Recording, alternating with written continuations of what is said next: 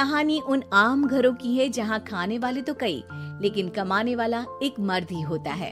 बावजूद इसके उससे उम्मीदें कम नहीं होती। देखिए जी, सामने वाले वर्मा जी कैसी अच्छी तरह से सफाई करते हैं छुट्टी वाले दिन अपने घर की, और एक आप हैं। अरे यार, उनके पास कार है, ऑफिस पास में है और हफ्ते में 2 दिन की छुट्टी होती है, तो फर्क तो पड़ता है ना। मेरी तो शादी ही गलत हो गई। अरे कोई मस्त लड़का मिलता, कमाता भी, घुमाता भी, घर के कामों में भी मदद करता, लेकिन नहीं जी, हमारे वाले को तो कमाने से फुर्सत ही नहीं, और कमाई भी ऐसी कि कोई जरूरत पूरी ही नहीं हो रही है। सुनील बेचारा शीना को देखकर सोचता है कि शीना सही कह रही है।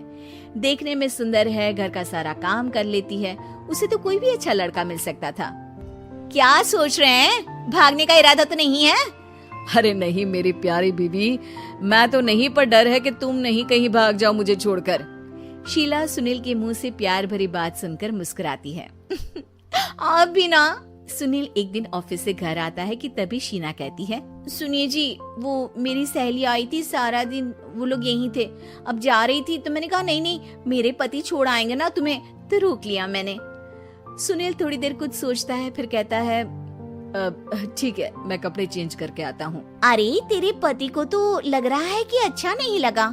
अरे नहीं नहीं, ऐसी कोई बात नहीं है, रुको मैं अभी उन्हें घर के कपड़े देकर आती हूँ। शीना अंदर जाती है जहाँ सुनील पलंग पर लेटा होता है। अरे क्या मजाक है, वो कह रही है कि आपने मुंह बना लिया।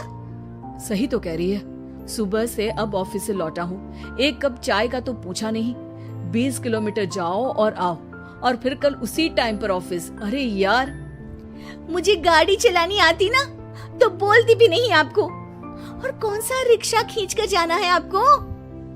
सुनील अब क्या बोलता। रात देर से आता है और सो जाता है। अगले दिन शरीर दर्द हो रहा है। अरे तो मत जाओ ना ऑफिस, चलते हैं ना मार्केट घूमने, फिर पिक्चर देखेंगे और रात में खाना खाकर घर वापस। सुनील जब सारे दिन की थकान वाला शेड्यूल सुनता है तो वो सीधे सीधे ऑफिस के लिए तैयार हो जाता है। अब आए दिन शीना की डिमांड बढ़ती ही चली जाती है और सुनील उसको पूरा भी करता, लेकिन एक दिन, ए जी मेरा भाई आ रहा है, उसे 2 लाख रुपए की जरूरत है। हाँ तो मैं क्या करूँ शीना, मेरे पास इतने रुपए नहीं है। हाँ हाँ पता है नहीं है, लेकिन किसी से लेकर तो दे सकते हो ना। अरे मैं किससे मांगू, मेरे तो जानने में भी कोई नहीं है जिसके पास इतनी बड़ी रकम हो। तभी वहाँ शीना का भाई शीनू आ जाता है। जीजा जी कैसे हैं आप? अब मैं ठीक हूँ शीनू, अचानक इतनी बड़ी रकम की जरूरत कैसे पड़ गई? अरे जीजा जी, वो बिजनेस शुरू किया ना, तो उसके लिए पैसे की जरूरत है, काफी हो चुका है, थोड़ा पैसा बचता है तो मैंने सोचा आपसे ले लूं। अब देखो, मेरे ऑफिस में कुछ लोग हैं जिनकी सेविंग अच्छी है, मैं उन लोगों से बात करके देखता हूँ। सुनील ऑफिस से किसी से पैसे लेकर शीना को दे देता है।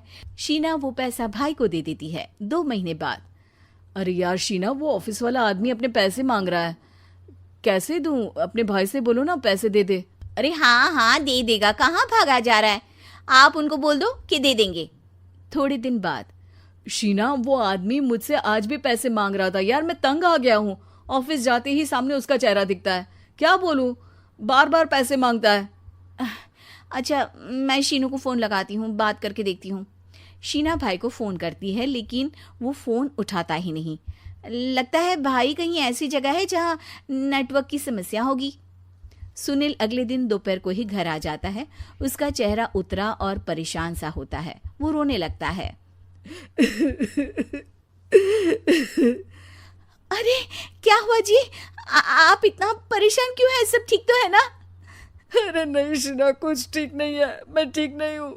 तुम्हारे भाई के लिए मैंने जो पैसे लिए थे, उस आदमी ने आज भरे ऑफिस में सबके सामने मेरी बेइज्जती कर दी। सबके सामने आज मैं कर्जदार बनकर खड़ा था।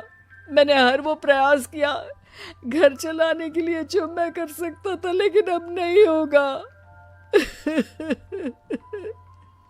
वो फिर रोने लगता है। अरे आप तो औरतों की तरह रो रहे हैं, मर्द हैं आप। क्यों, आदमी के सीने में दिल नहीं होता, या फिर वो इंसान नहीं मशीन होता है? अरे मैं थक चुका हूँ शीना, तुम समझती क्यों नहीं? मैं भी शारीरिक और मानसिक रूप से थकता हूँ, मैं भी आराम करना चाहता हूँ, सुकून चाहता हूँ। मैं अब कुछ नहीं कर सकता। कुछ नहीं। वो बैठ जाता है। शीना पति को हैरान परेशान देखकर चुप हो जाती है। अगले दिन, सुनिए, ये लीजिए 2 लाख रुपए, उस आदमी को दे दीजिए और बोल दीजिए कि आज के बाद किसी को पैसे के लिए बेइज्जत ना करे। सुनील पैसे देखकर राहत की सांस लेता है।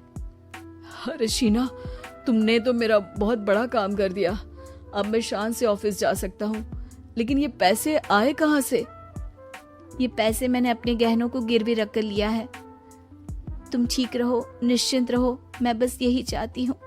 मुझे माफ करना, पर अब मैं समझ चुकी हूँ कि मर्द को भी दर्द होता है।